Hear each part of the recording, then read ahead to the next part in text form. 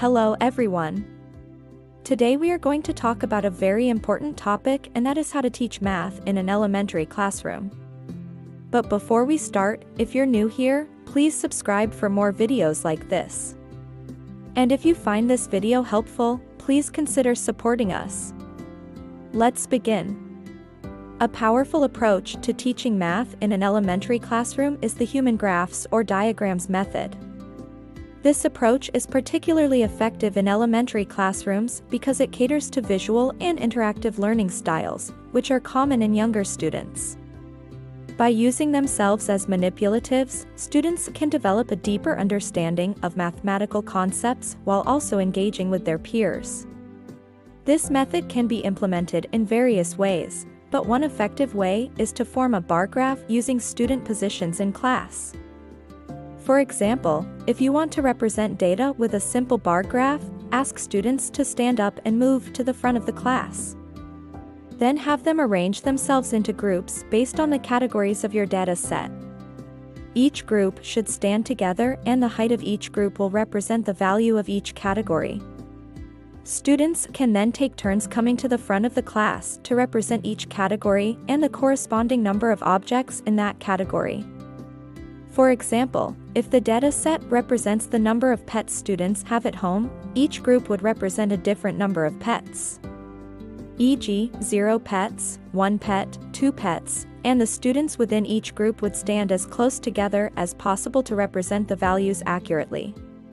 The teacher can then ask questions to check for understanding and to extend the learning, such as asking students to explain how the position of the groups represents the data set, or to predict what the graph might look like if the data were different. Here are some tips for using the human graph method effectively in an elementary classroom. First, ensure that the activity is age appropriate. Younger students may need simpler instructions and shorter activities. Second, incorporate student input. Ask students how they think the activity could work or what they would like to represent with their human graph. This will help them feel ownership over the learning process. Third, encourage collaboration. Remind students to work together and support each other in completing the activity.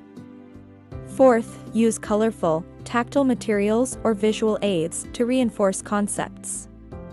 This can help students stay engaged and can make the learning more memorable. Fifth, provide opportunities for students to reflect or present their work.